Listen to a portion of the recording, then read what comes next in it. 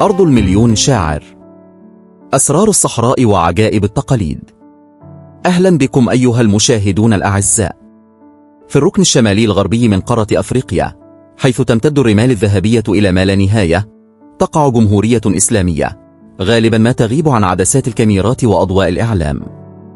إنها موريتاني، أرض المليون كيلومتر مربع من الصحراء الشاسعة، ومهد تقاليد فريدة وعادات غريبة تشكل نسيج مجتمع متماسك رغم قسوة الطبيعة. في هذه الرحلة الوثائقية المطولة سنغوص في أعماق موريتانيا لنكشف أسرار هذه الأرض المذهلة، ونتعرف على طرق زواجها الاستثنائية وتقاليدها التي قد تبدو للبعض ضربا من الخيال. استعدوا لتجربة بصرية وثقافية لا تنس في قلب الصحراء الكبرى. موريتانيا بين رمال الماضي وآمال المستقبل. على الرغم من أن التاريخ المدون لموريتانيا ليس طويلا، إلا أن هذه الأرض شهدت مرور حضارات وثقافات عريقة. كانت موريتانيا مأهولة بالقبائل الأمازيغية، ثم وصل إليها العرب فاتحين تاركين بصماتهم في اللغة والثقافة والدين.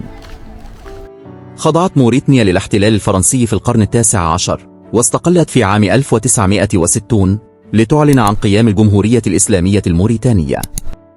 موقع موريتانيا الاستراتيجي جعلها دائما نقطة وصل بين شمال أفريقيا وجنوبها، مما أثر بشكل كبير على تنوع سكانها وعاداتهم. سنستكشف كيف تمازجت الثقافات العربية والأمازيغية والأفريقية لتنتج مجتمعا فريدا بتقاليده وعاداته. الزواج في موريتانيا عالم من التقاليد والعجائب. قد يكون الزواج في موريتانيا قصة أخرى تماما عما نعرفه في بقية أنحاء العالم. هنا للزواج طقوس وعادات وتقاليد قد تبدو غريبة للوهلة الأولى، ولكنها تعبر عن قيم المجتمع ونظرته إلى هذه الرابطة المقدسة. سوق المطلقات والأرامل. من أغرب العادات في موريتانيا وجود سوق خاص بالنساء المطلقات والأرامل.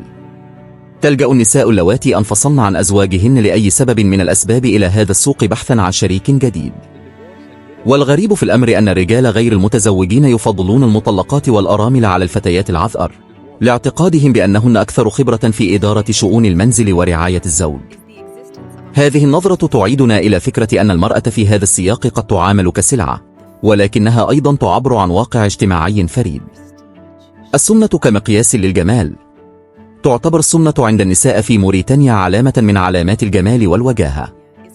كلما كانت المرأة أكثر امتلاء، زادت فرصها في الزواج. يبدأ إجبار الفتيات على تناول كميات كبيرة من الطعام، وخاصة حليب الإبل، منذ سن مبكرة، في عملية تعرف باسم التبلاح. هذه العادة التي قد تبدو قاسية للبعض تعبر عن نظرة المجتمع للأنوثة والقدرة على إعالة الأسرة. سنستكشف الأبعاد الثقافية والتاريخية لهذه العادة وتأثيرها على صحة المرأة الموريتانية. دور الخاطبات. تلعب الخاطبات دورا هاما في عملية الزواج في موريتانيا. غالبا ما تكون هؤلاء النساء ملمات بأخبار العائلات، ويسعين للتوفيق بين الشباب الباحثين عن الزواج.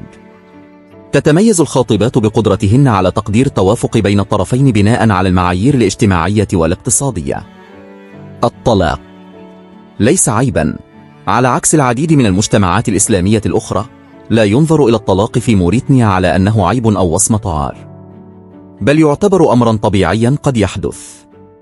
للمرأة المطلقة الحق في بيع أثاث المنزل بعد الطلاق، والاستفادة من عائداته للبحث عن زوج جديد، نظرا لعدم وجود نظام نفقة ملزم للرجل بعد الانفصال. الحياة اليومية. بين قسوة الصحراء ودفء التقاليد.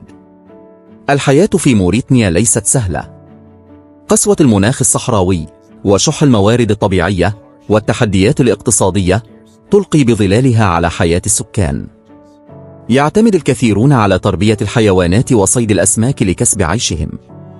وفي السنوات الأخيرة اكتشفت مناجم الذهب في بعض المناطق، مما فتح آمالا جديدة للبعض في تحسين أوضاعهم المعيشية، ولكن العمل في هذه المناجم يبقى شقا وخطيرا.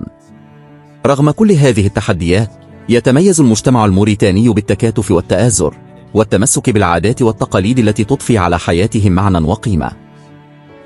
الثقافة والفنون. كنوز الصحراء الخفية. موريتانيا ليست فقط أرض الصحراء القاحلة، بل هي أيضا منجم للثقافة والفنون الأصيلة. يعرف الموريتانيون بحبهم للشعر والأدب، حتى لقبت بلادهم بأرض المليون شاعر. الموسيقى التقليدية، وخاصة تلك التي تعتمد على آلات التيدينيت، آلة وترية رجالية، والأردين، آلة وترية نسائية، تعبر عن روح الصحراء وحياة البدو. كما أن الحرف اليدوية مثل صناعة الجلود والمجوهرات الفضية تعد جزءا هاما من التراث الثقافي للبلاد.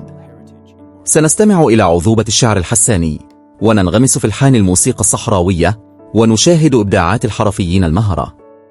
في نهاية رحلتنا في أرض المليون شاعر، ندرك أن موريتانيا تخبئ بين رمالها الذهبية كنوزا ثقافية وتقاليد اجتماعية فريدة من نوعها. قد تبدو بعض عادات الزواج غريبة للبعض، وقد تكون الحياة قاسية في هذه البيئة الصحراوية، ولكن الروح الإنسانية القوية والتمسك بالهوية الثقافية هما ما يميزان هذا الشعب الأصيل. موريتانيا ليست مجرد نقطة على الخريطة، بل هي عالم يستحق الاكتشاف والتقدير. نأمل أن تكون هذه الحلقة قد أثارت فضولكم، وأضافت إلى معرفتكم عن هذه الدولة المدهشة التي لا تتوقف عن إثارة الدهشة. نذكركم بأن قناة كوكب الغرائب والثقافات تسعى دائما لتقديم قصص وثائقية معمقة، لتقدم لكم تجربة معرفية لا تنسى من كل أنحاء العالم. إذا استمتعتم بهذه الرحلة، فلا تترددوا في الاشتراك في القناة، وتفعيل جرس الإشعارات، ومشاركة الحلقة مع أصدقائكم المهتمين باكتشاف أسرار العالم الخفية وقصصه التي لم تروى بعد.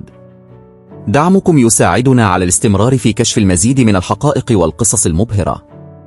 إلى لقاء آخر في كوكب الغرائب والثقافات، وقصة جديدة تنتظر أن تروى.